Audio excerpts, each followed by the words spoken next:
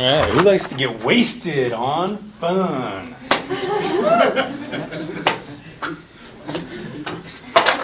Hey, well, back in May of '08, two of my friends flew down to New Orleans to help me move back to Boise. We stopped in Denver and met up with another mutual friend of ours, making Hellgate Crew come to an even four. This basically set the stage for us to collage and collaborate and come up with one of the best pastimes of all time, which later became known as Double Disc. Now, Double Disc is basically sportsmanlike democracy in action with certain parameters for which gives the participants room to work within and kind of create their own rules and create their own awesome time. I'm going to go over those basic parameters and then give you some basic rules, and then talk about some debatable issues that might come up and how you might go about solving them. So for the basic parameters, you're going to need a chain link fence, a fence, or a badminton net. The game was invented around a chain link fence that was about 4 feet high, but I prefer the badminton net because it sets like a regulation to the width, and if you run into it, you're not going to cut yourself. The next parameter is that you need 2 discs. These are not a very good example. This would be a good for the small one, but for the larger one, you would want one that was a little bit larger than this so that the yellow one at least completely fit inside.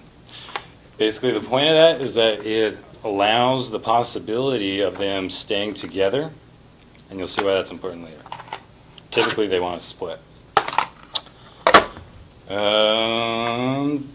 The next basic parameter is that you need 4 people with beers in their hand. Now, if you're not 21 or you're gluten intolerant or you just don't like beer, you can have some other liquid beverage. But, forgot to tell you that the 4 members of Hellgate Crew at that time were James Welch, Trevor Uberaga, and Eamon Park, including myself. So when I asked James about why have beer in the game, he said, because it's awesome. Okay, so now I'm going to some of the basic rules. The basic rules are, okay, you're going to have 2 people on either side of the net. And after you decide who is going to serve by like flipping it or whatever you want to do, one person will serve them like so, with one inside the other. No closer than 10 feet from the net. If you're closer, if you're like within 10 feet of the net, you're violating a rule known as dumping, which came about after, as a result of me actually taking advantage of my friends and the rule not existing. Basically, I'd like walk like nonchalantly close to the net and then just like flop it over, not giving them a chance to catch it and score. So when I asked Trevor, why did the rule dumping come about, he said, because you're a greasy Italian. Whatever. Okay, now so the scoring for the rules is pretty simple. Each disc is worth 5 points. When they go over, typically they split, like I said, and ideally one person, so each of you catch one. One gets 5, one gets 5, that equals 10. That's pretty good. If you can do that every time, you're going to go far in this game.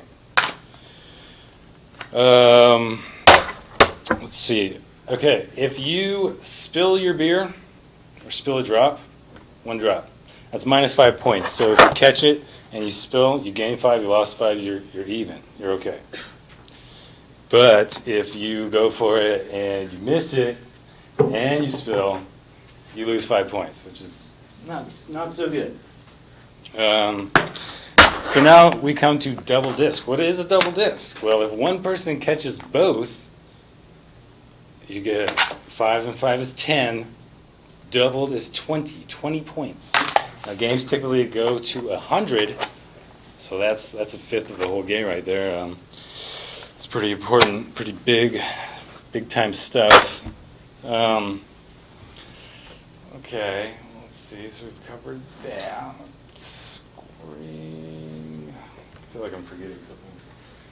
Don't want to forget anything about this. Yeah, no, that's it. Didn't forget it. Okay. So, let's see. Debatable issues. Like I said, this is sportsmanlike democracy in action. Okay?